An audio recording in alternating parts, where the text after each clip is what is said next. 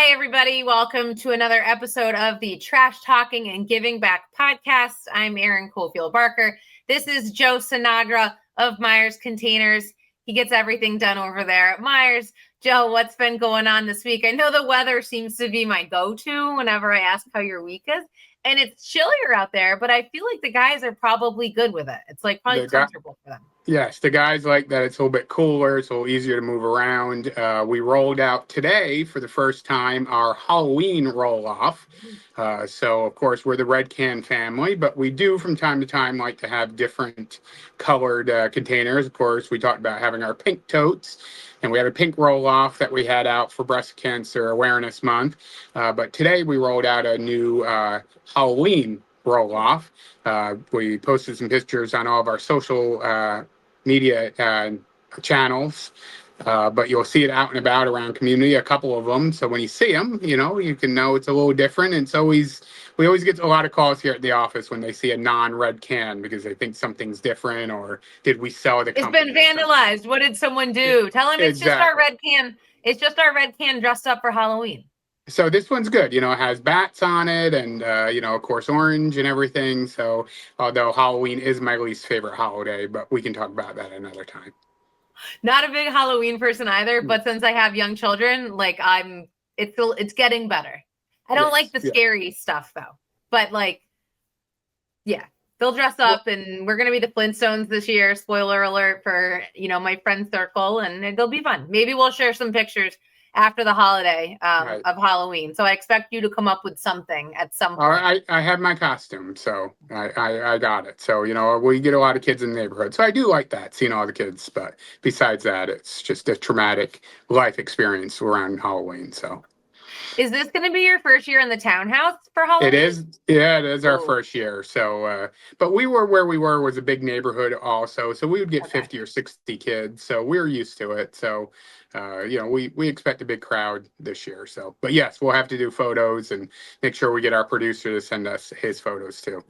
Are you a big candy bar house or a little candy bar house? No, we're a little candy bar, but I am also giving out this year homemade cider donuts and cotton candy. Wow. I thought you were going to tell me you were going to give out some of that Myers lip balm. Well, that too. Maybe we'll slip some of those in. I love it. All right. Let's welcome in our guest for today. His name is Richard-wobby. He's the Executive Vice President of the Associated-General-Contractors of Vermont. I know he's been in and around it for a really long time. Hey, Richard, how's it going? Not bad. How are you today? We're doing good. We were just kind of chit-chatting about Halloween. Are you a Halloween guy? Do you love it or hate it?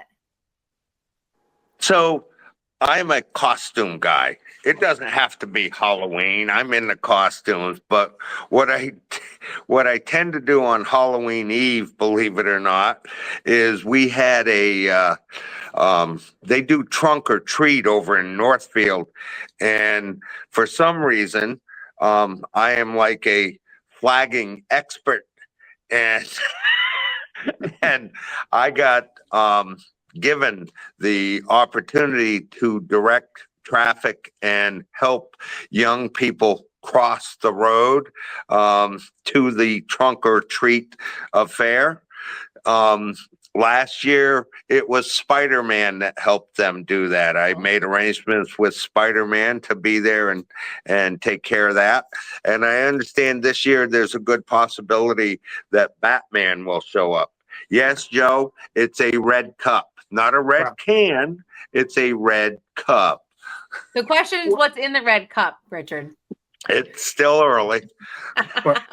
Well, and there is an old saying about you can tell how old somebody is by who is their Batman. So it's a great question, So, Dick, who is your Batman? When you say Batman, who do you think of? Same bat channel, same bat time. That will tell you who my Batman is. That's fair. And Erin, how about you? Who's your Batman?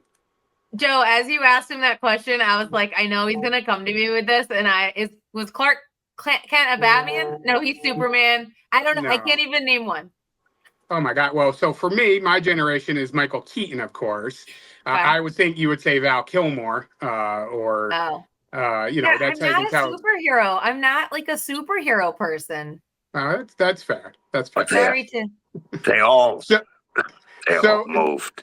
They all, Joe, they all talk like this. Senator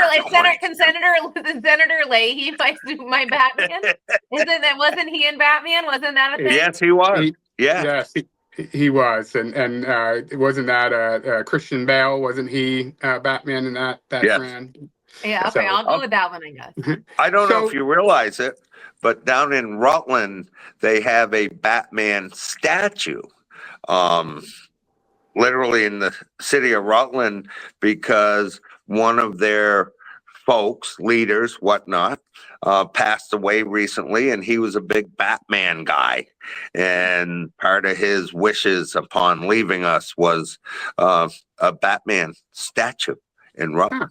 It's kind of cool. That's I wonder if it's officially licensed.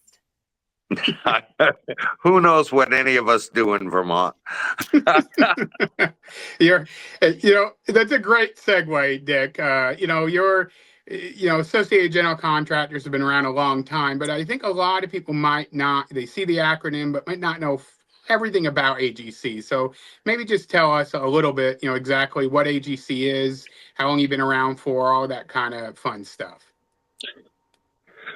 So simple and easy. AGC has been around Vermont for 90 years. We actually help work with contractors across the state to build a better state, I like to say, but to build infrastructure, to build housing, to build commercial pieces. Move through those hoops. And Joe, the permitting process and the OSHA process and all that. We're kind of pros within that arena. And we work with contractors when they have hiccups along the way. So 90 years, I've actually been there associated with them for 27, I think it is, which I never thought I'd stay in any one place for 27 years. Then again, I never thought I'd be married for 38 either, but both things have worked together, and that's kind of it. We work a great deal within the training world. I've got some great news I'll share with you in a second. In the training world, not only in the trades development or skills development world, but we also work in the regulatory world, the OSHA world, the mining world, the federal highway world, to make sure that all of our people, our constructors, are up to speed and familiar with some of the safety aspects and some of the newest stuff coming in. When I say newest stuff coming in, technology is going to be at the forefront over the next couple years, and probably longer than that, but I see it coming into the construction world over the next 12 to 18 months. Joe, you must have seen or are seeing within your world, most recently, the introduction of AI or introduction of B2B programs, those tablet programs that you can enter your data into from the truck side or whatever it is. And our industries, whether it's yours or mine, tend to push back on that. That's a hard lift for us. Yet Myers has been really good at looking at the advancement and the help that technology gives. And we are doing the same thing over in the construction industry, trying to advance that. So we are starting off a program called Build Smart Vermont that's going to be based on some of the technology that's out there, the B2B, the B2W, again, building to work, building business to work, business to business, all of that integrated technology. And then the use of AI within the construction programs and the 3D mapping and the GPS environment. So there's a bunch of stuff that's happening in that world. Hopefully, I will be able to help get people to the understanding of it. Although I can't hitch my laptop up, but I can still use my phone. I'm into this phone thing. So I was gonna say, so sorry about that internet thing. but at the end of the day, right, your role is to kind of help the contractors move forward, which I'm the daughter of a self-employed electrician who regularly calls me for help with like the silliest little things. Like the other day, he like couldn't figure out how to maximize his browser window just because it was like moved, right? And it looked different. And so when you mentioned how a lot of times some of the contractors are resisting the change and the moving forward, it's because I know some of the older generation of contractors, right, didn't grow up with the technology like the younger ones did. And you can't teach an old dog new tricks, but you guys are there to help them because it's not, right? It's little like self-employed guys, but it's also big companies, right? So you're there to help the guys who need the added support, try to keep up with the times. It's everything from the 2 or 3 man operations to the 150, 200 man operations. I say man, people, but I refer to both males and females in this world as guys, men, man, this whole thing. Incorrect from my side, I understand, but it's just my trained brain. That's the way it thinks. And when you say that, we have seen the largest, and Myers is seeing it. We're seeing it. We're all getting older. I'm 68.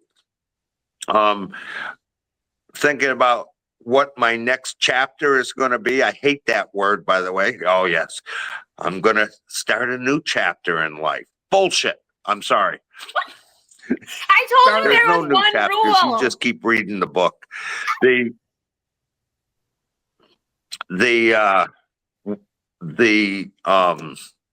But within that, we have seen the largest change or shift of ownership across construction support. And I mentioned Myers. I mean, you've got a great you're working on 3 generations, but that 3rd generation up there is a little young yet. Yeah. If I remember right. Absolutely. But you can see the 2nd generation starting to bring in technology and new ideas, and Jeff is very open to that occurring, and it's working.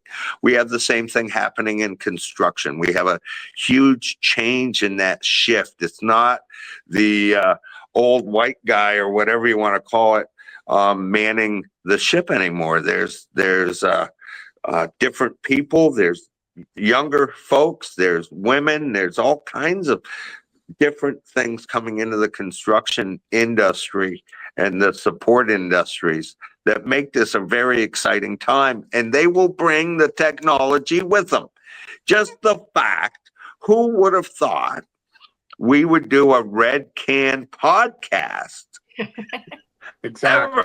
Ever. A year ago. We talk a lot here on the podcast about, the struggles to find employees and how we are always actively looking to hire people. And sometimes higher education isn't for everyone, and you can make a great living by not going to college and learning a trade. And I know AGC does a lot of work with the tech centers, specifically with young men and women who might not want to go to college, but they want to work with their hand. And you're showing these young people that you can make a fantastic living as a electrician, a plumber, a supervisor on a construction site. So maybe talk a little bit about the work you do with the tech centers around the state. So we work with, in the state, there's 17 career centers. By the way, you're showing your age by calling them tech centers. They're now career centers, career technical centers. there's 17 of them around the state. 14 of them offer, and it's the different 14, but offer different trades training, apprenticeships, and whatnot. We work with the 14. And if you take last year, I mean, it didn't matter whether it's plumbing, electrical, HVAC, construction, could be masonry, that whole deal.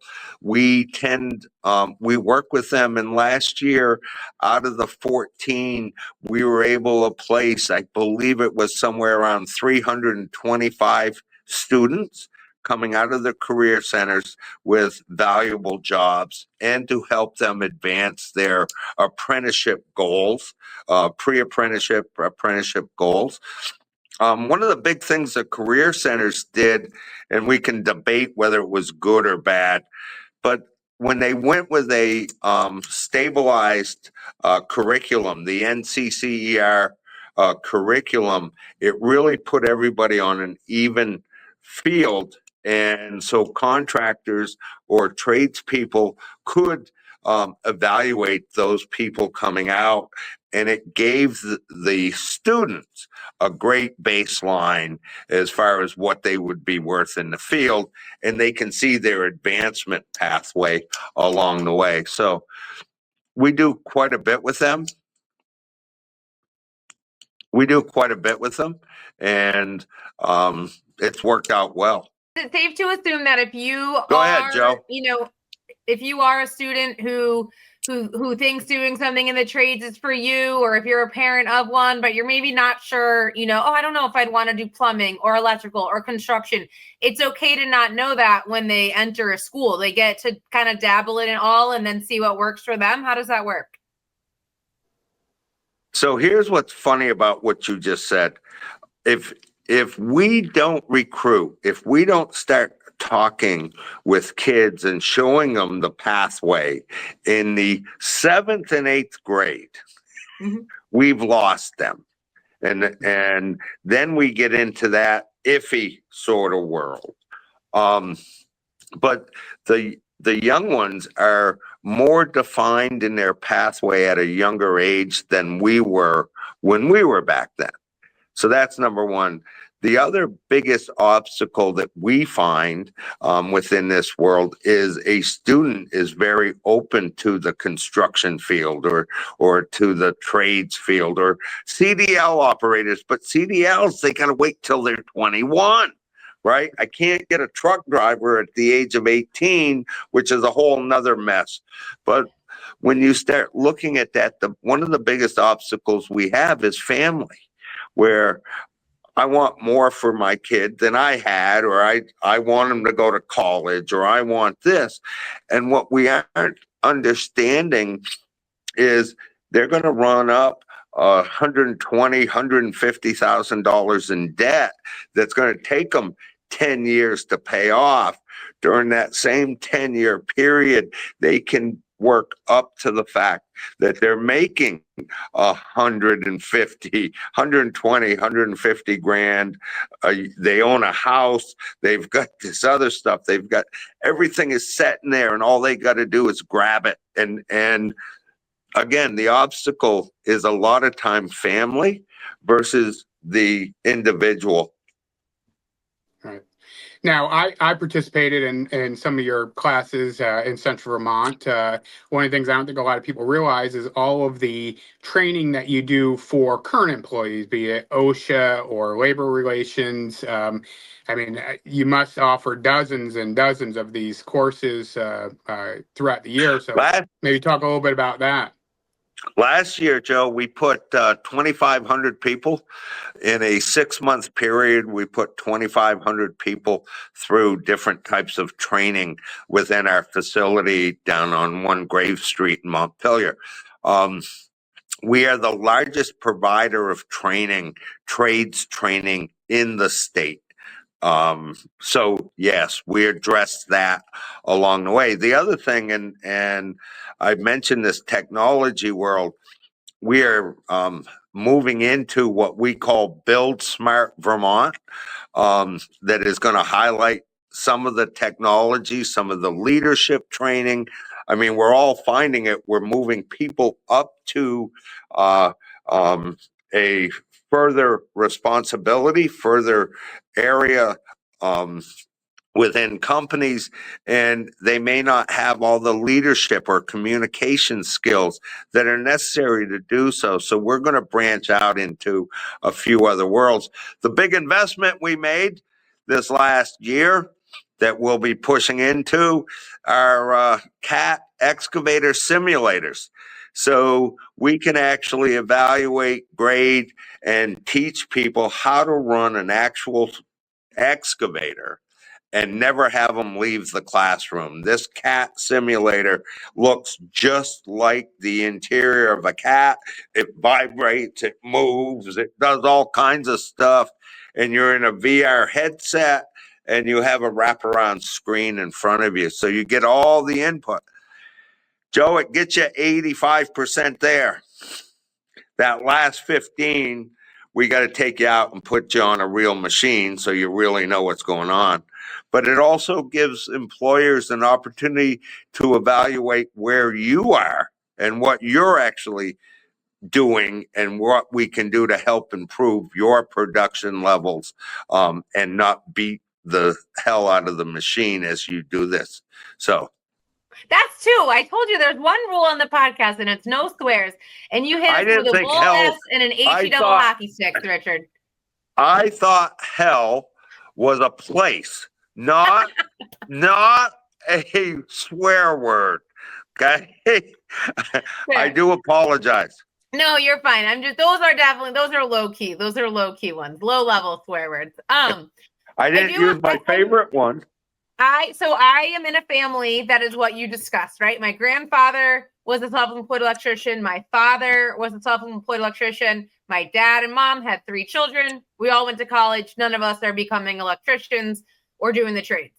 I do, though, hope, like my son right now, he's 4 almost. So he's in the construction, right? Loving all of this stuff.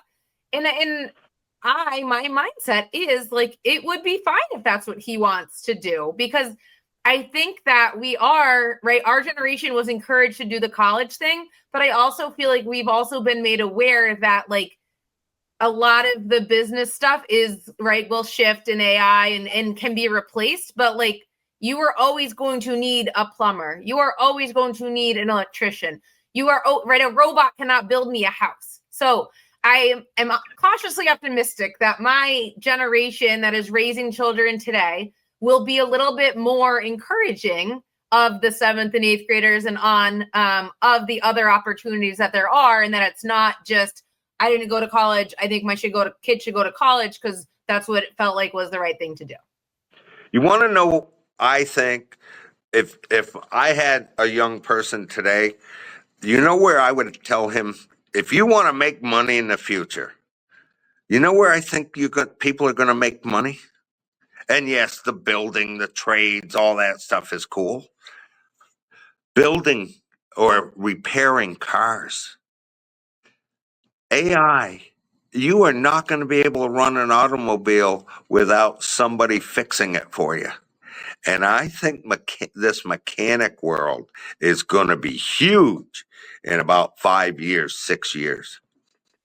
But does it then apply to you guys? Because, right, in theory, like if your pipe is leaking, if your lights aren't working, like you need the expertise in the brain, right? It's like that old like light, the light bulb joke, and how many whatever does it take? And it's 10, but 1 to know how to do it, right? It's the knowing how to do it that not everyone can just know. And you can't teach an AI thing like how to deal with troubleshooting and nuances of in a home or something like that. And what you're saying is all correct. I was just shifting out there. No, I know. I get it. No, but it's broader. It's a broader problem than just and I say construction, but if you hear me, I'm saying trades. I'm not just talking construction, it's trades, because the trades will not build themselves. You need somebody to fix that light. You need somebody to change that spark plug or that electronic starter in your car. You need someone to fix your furnace. Think about furnace guys. Yeah. You each one of those things. So I think the career centers are doing a fabulous job recruiting young people to come in and recruiting them into the industries with which they've been taught. Again, the stumbling block tends to be the parents or families, and we've just got to get over that hump. Yes.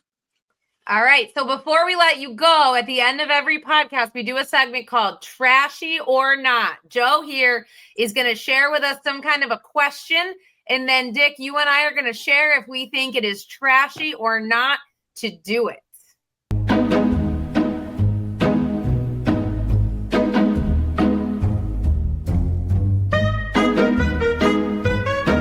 Maybe Joe's still frozen.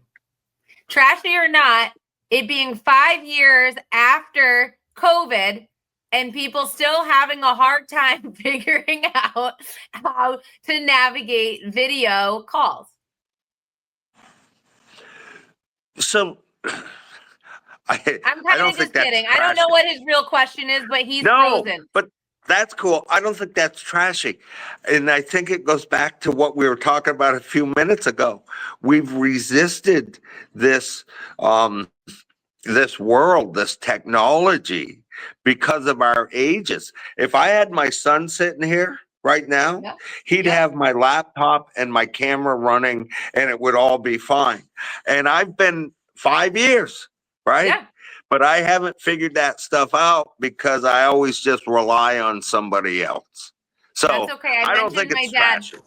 Yeah, I mentioned my dad earlier. My dad is literally the same way. He used to go onto a website and I'd hear him typing like this, and then he can't find what he wants. And then he always says, these websites need to hire idiots like me to tell them why their website's not as easy to figure out as they think it is. So now, I'll do a trashy or not question. I see Joe. All right, I like that idea. All right, you ask it to me. Trashy or not? Trashy or not? Do you speak into your phone to have it do searches? Or like text messages? Yes. No, but that's so generational. So not trashy because it is just streamlined. I don't really ever do it, but my dad does. So that makes sense that this is something I'm assuming that you also do, that is something we've got the older generation to pick up on knowing how to do. You don't do it? I think that's trashy. I really do.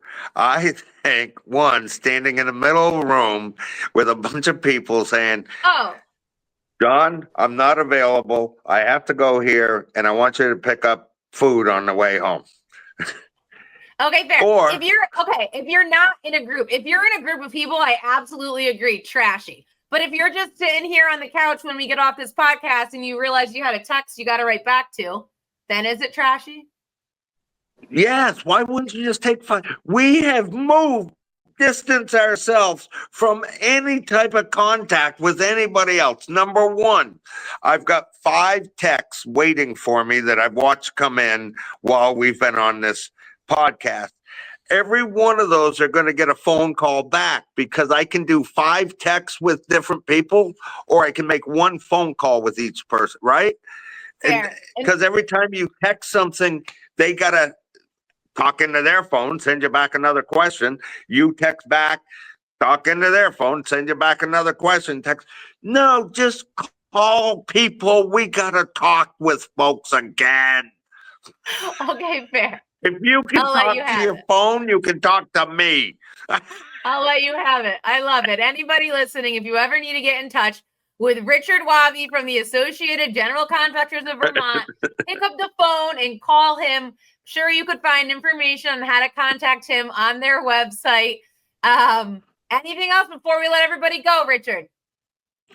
Yeah, feel free to get in touch with me, agcvt.org, the Associated General Contractors, Vermont's most recognized construction association. Thank you, guys. I really appreciate having the time to spend with you. Been great. Yeah, without a doubt. Thanks for joining us. Don't forget to like, share, and subscribe to the podcast right after you listen, and then you'll get emails when there's new ones, and you can hear what Joe and I are up to as we talk a little trash and about giving back as well.